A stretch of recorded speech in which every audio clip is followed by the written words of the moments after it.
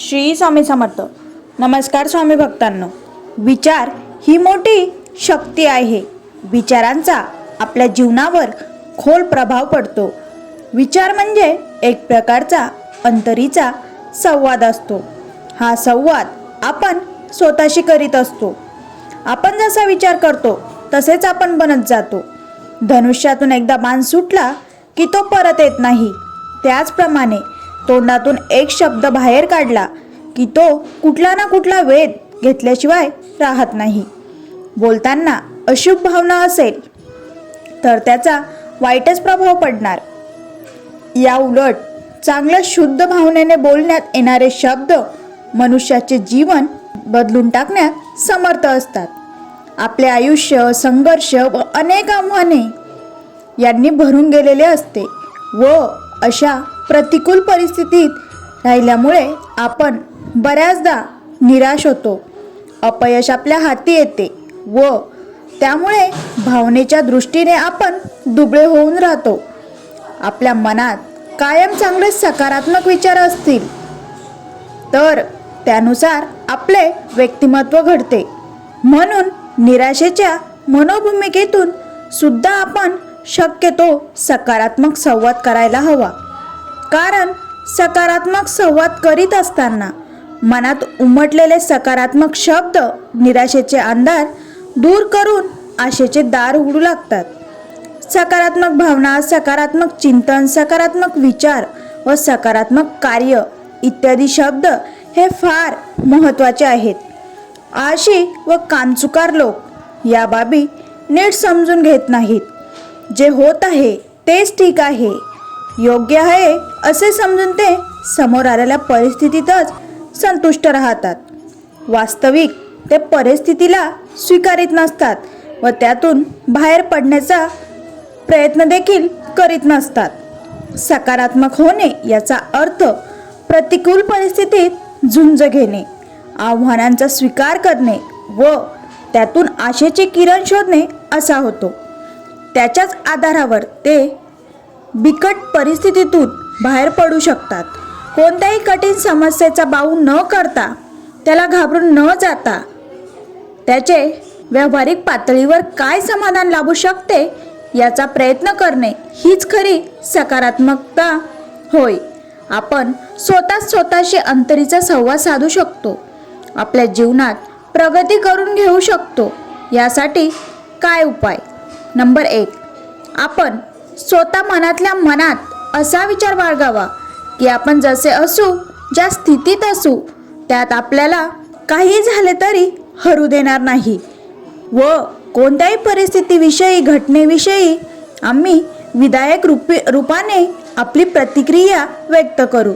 यासाठी दीर्घ श्वास घेऊन विश्वासाच्या स्थितीत राहू व मन थोडे शांत झाले की आलेल्या परिस्थितीत काय अनुकूल आहे, काय चांगले आहे असे त्यात दडले आहे याचा शोध घेण्याचा प्रयत्न करू. त्यासाठी ते प्राप्त करून घेण्यासाठी स्वतःला मनापासून तयार करून घेऊ. कोणत्याही विषयावर चांगला विचार करीत असल्यास त्या दिशेने वाट शोधता शोधता काहीतरी चांगल्या गोष्टी मनाला गवसतातच. त्यामुळे आपणाला एका प्रकारे मानसिक शक्तीचा लाभ होतो.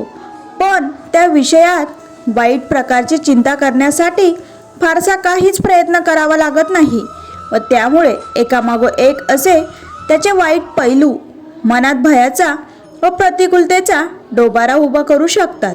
याचे कारण हेच आहे की सभोवतालचे वातावरण एकूण परिस्थिती नकारात्मक तत्वांनी भरलेली असते व त्या दिशेने आपण विचार करायला लागलो की त्याचे भयानक चित्र साकारायला वेळ लागत नाही. म्हणून नेहमी सकारात्मक विचार करावा व त्याची मनाला सवय देखील लावून घ्यावी. कारण असे विचारच आपल्याला योग्य दिशा मिळवून देऊ शकतात. नंबर 2, आपण नेहमी स्वतःची सकारात्मक गोष्टी करीत राहायला हवे. मी आनंदी आहे, मी सुखी आहे, मी निरोगी व स्वस्थ आहे, मी ऊर्जेने भरून गेलेली आहे, आजचा दिवस फारच चांगला आहे असा विचार करताना, चिंतन करताना काही नकारात्मक भाव आलेच तर त्यांना तटस्थ राहून पाहावे. त्यांना अगदी आपले म्हणून स्वीकारू नये. त्यांना थोडे बाजूला करून त्यांच्यामधून वाट काढून पुढे जायचे असते. नंबर 3, आयुष्यात जेव्हा जेव्हा कठीण परिस्थिती येते, आव्हानांचा सामना करावा लागतो, तेव्हा ही अशी परिस्थिती काही काळापुरती आली आहे, ती कायम स्वरूपाची नाही, ती बाहेरून आली आहे, असा वस्तुनिष्ठ विचार करून तिचा स्वीकार करावा. कोणतीही कठीण परिस्थिती आली ती एकटी स्वतंत्र घटना आहे असे समजून चालावे. सामान्यपणे कोणत्याही कठीण परिस्थितीशी आपण झुंज देत असताना त्यावर अनावश्यक प्रकारे जास्त विचार करू लागतो व त्याचा दुसऱ्या घटनेचे संबंध जोडण्याचा प्रयत्न करतो. त्यामुळे आपण त्या एका समस्येवर जास्त एकाग्रपणे विचार करू शकत नाही व आपली एक समस्या इतर परिस्थितीशी जुळून फार मोठे विकराळ रूप घेऊन आपल्यापुढे उभे राहते.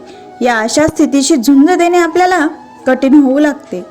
नंबर 4, आपण निश्चित जाणावे की कठीण स्थिती, विपत्ती, आव्हाने यांचा विचार व सामना करूनच त्याचे समाधान होऊ शकते.